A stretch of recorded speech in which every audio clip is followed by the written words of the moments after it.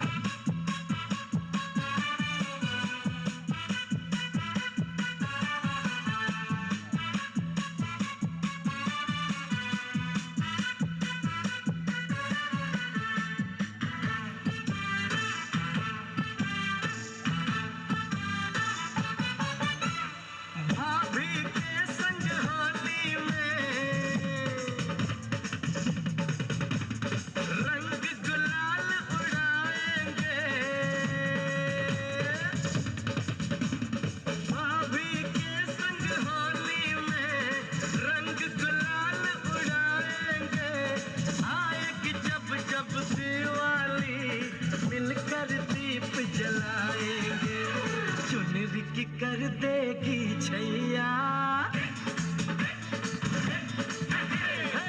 चुनरी की कर देगी छैया आएगी बन के पुरवैया छोटे छोटे भाइयों के बड़े भैया आज बनेंगे किसी के सैया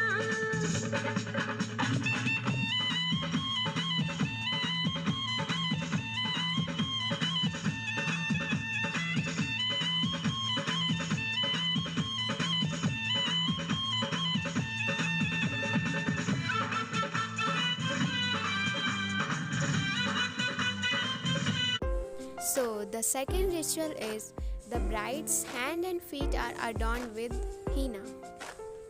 During the festivities, henna paste is used to apply integrate designs of temporary decorative art to the bride's hands and feet.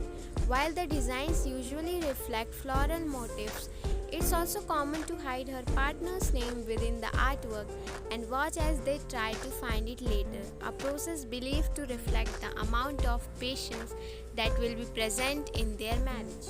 Many Hindu beliefs focus on the meaning revealed by the color of the wedding henna.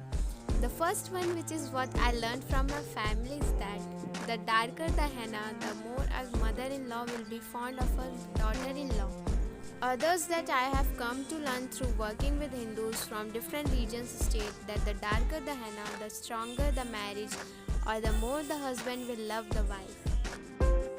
The third ritual is the bride wears a red dress. Don't expect a bride in white at a Hindu wedding. Traditionally, a South Asian bride will wear a red sari or a modern lehenga to be wrapped in on her wedding day. The beautiful patterns and richness of the color with gold embroidery in her outfit symbolize commitment and fertility. However, many modern brides also choose to don a variety of rich, saturated hues from pastel floral prints to bright yellows and bold blues, emblazoned with sumptuous embroideries. The groom's arrival is a celebration in itself. The arrival of the groom and his party to the ceremony site, called the Vara Yatra or Barat, depending on the region, is celebrated with great joy. As guests arrive, they are divided into the bride and groom's side. The bride's side will be directed to a meeting place while the groom's guests join him on his processional entry. This means that upon arrival, the groom's guests will be redirected to join the mini parade instead of going straight to the hall. They are greeted by the other set of parents, families, and friends amidst live music and dancing. The party is welcomed with a special rice toss known as akshat, and the groom is presented with a plate carrying a lit lamp and a garland. Sometimes a tilak or dot on the forehead is also administered. The father of the bride gives her away. The bride will be led to the ceremony by either her brothers or uncles. The moment the father gives the bride away is known as the Kanyadan. In the Hindu tradition, no groom can claim a bride until she is offered. During the ceremony, the father of the bride places his daughter's hand into her son to be spouse's hands as a gesture of giving her away. The couple weds under a mandap. The wedding mandap or wedding altar is a temporary structure constructed for the purpose of the marriage ceremony. It may appear on an elevated platform and is decorated with anything from flowers and greenery to fabric and crystals. The couple is traditionally joined beneath the mandap by their parents and the ceremony official. A fire burns in the center of the mandap. In the center of the mandap, a fire is kindled.